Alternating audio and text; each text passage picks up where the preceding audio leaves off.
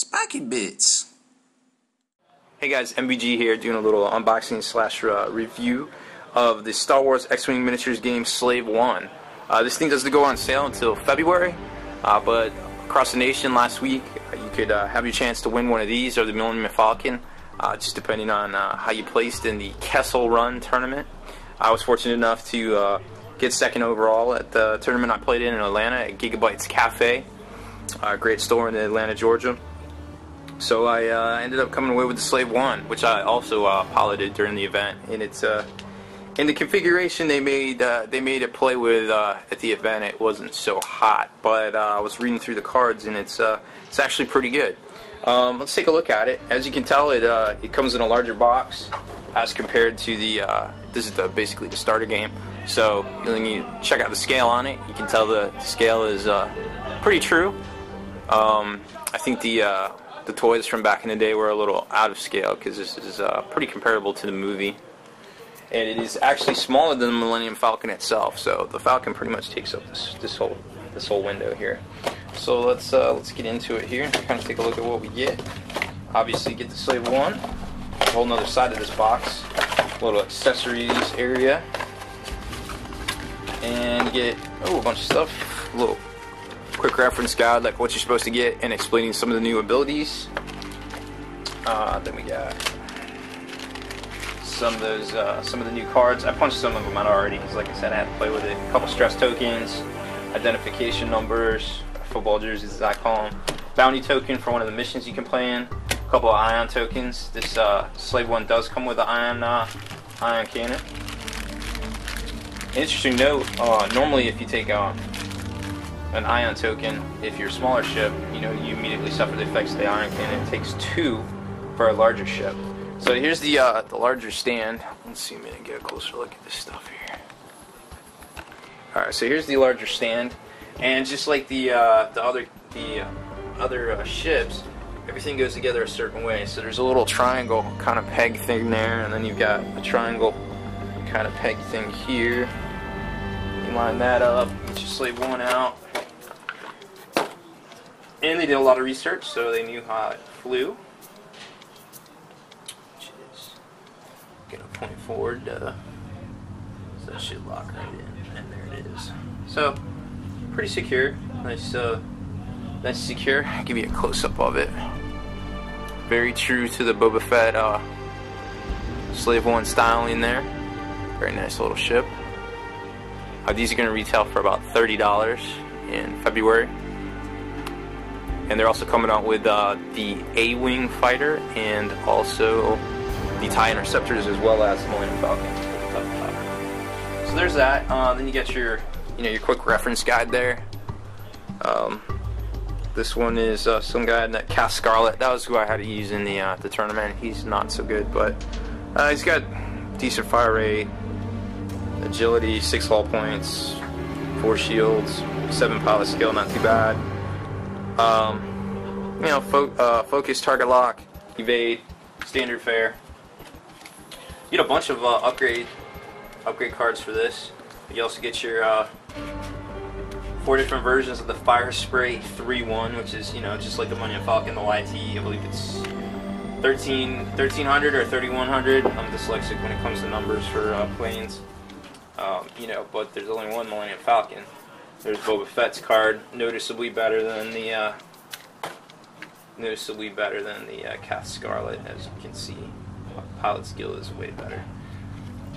So there's that, and a unique. And then there's bombs too. That's another unique thing to this. You basically take your one straight movement, lock it in movement template there, and you just kind of drop out a bomb out the back.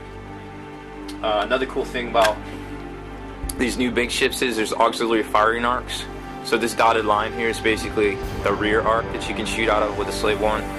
Secondary weapons cannot shoot out the rear. Secondary weapons can only shoot out the front, but primary weapons can shoot out the rear, which is pretty cool. The Millennium Falcon, of course, is 360 because it's got its turrets and all, which is really nice.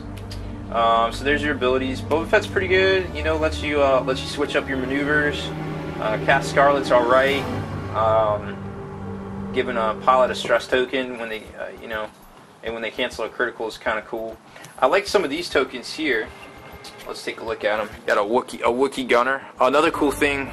Let's get this stuff out of the way here.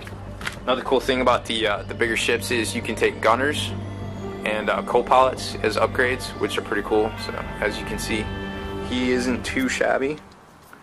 Then they've got Chewbacca is actually a co-pilot for the Falcon. Homing missiles and assault missiles. Now these are very interesting.